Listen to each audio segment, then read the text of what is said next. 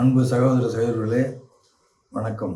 இன்று நாம் பார்க்கவிருக்கின்ற விஷயம் சமன்பாடு இஸ் ஈக்குவல் டு என்ற கணித சிம்பல் அல்லது குறியீடு. அது பற்றி இன்று விரிவாக பார்க்க போகின்றோம். கணித குறியீடுகளில் மிக முக்கியமான குறியீடுகள் எதுவென்று கேட்டால் பெருக்கல், கூட்டல், வகுத்தல், கழித்தல் என்பனவற்றை போன்று எல்லோரும் சொல்வார்கள்.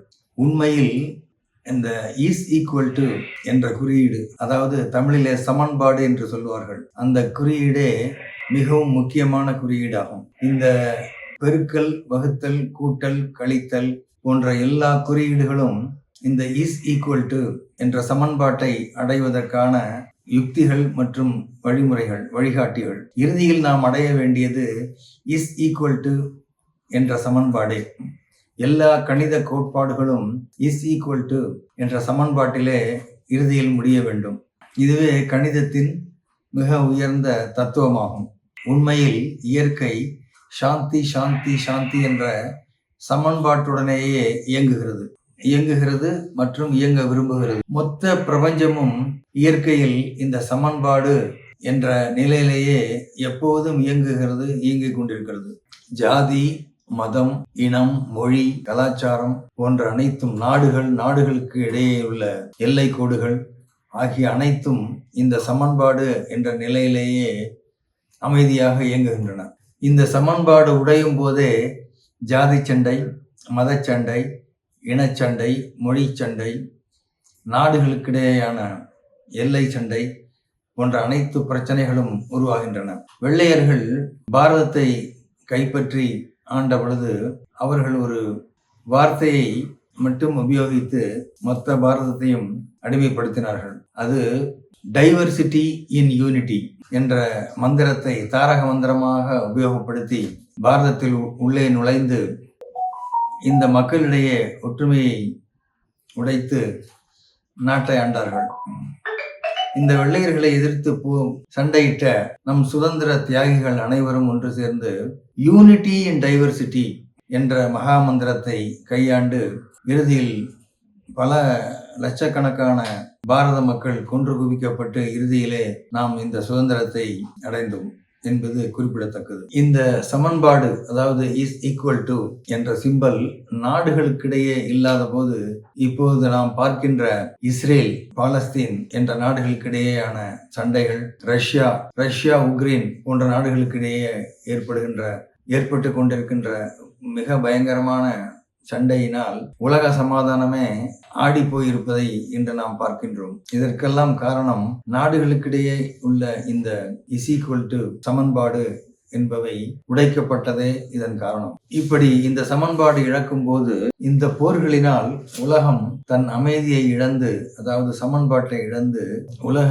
அமைதி சீர்குலைக்கப்படுகிறது. இதன் காரணமாக மனித குலமும் மனித வளமும் இயற்கையும் பெருமளவில் பாதிக்கப்பட்டு பொதுமக்களில் அநேகம் பேர் இறக்கவும் நேருகிறது என்பதை நாம் தினமும் கண்கூடாக பார்த்து கொண்டிருக்கிறோம். இதே நாடுகளுக்கு மட்டுமல்ல, வீடுகளிலே கணவன் மனைவி என்ற சமன்பாட்டிலே பிரச்சனை வரும்போது அது விவாகரத்தில் போய் முடிந்து அவர்கள் பெற்ற குழந்தைகள் நடுத்தெருவிலே நிற்கின்ற காட்சியையும் நாம் அன்றாடம் விவாகரத்து கோர்ட்டுகளில் தினமும் பார்த்து கொண்டிருக்கிறோம் என்பது மிகுந்த வேதனையை கொடுக்கிறது. குடும்பத்திற்குள் இந்த சமன்பாடு உடையும் போது தகப்பனுக்கும் மகனுக்கும், தாய்க்கும் மகளுக்கும், சகோதரருக்குள்ளும் இந்த சமன்பாடு உடையும் போது அது குடும்ப சண்டையாக மாறி குடும்பமே அமைதியை இழந்து, நிம்மதியை இழந்து கஷ்டப்படுவதை நாம் அன்றாடம் தினசரி செய்தித்தாள்களிலே பார்க்கின்றோம்.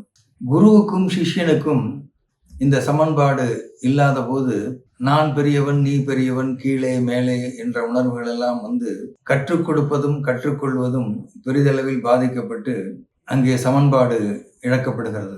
5000 ஆண்டுகளுக்கு முன்பே குருவும் சிஷ்யனும் கற்றுக் கொடுக்கும் போதும் கற்றுக்கொள்ளும் போதும் சமன்பாடு என்ற நிலையை அடைய வேண்டும் என்பதற்காகவே ஒரு சமஸ்கிருத ஸ்லோகம் சொல்லப்பட்டிருக்கிறது. அதை பார்ப்போம்.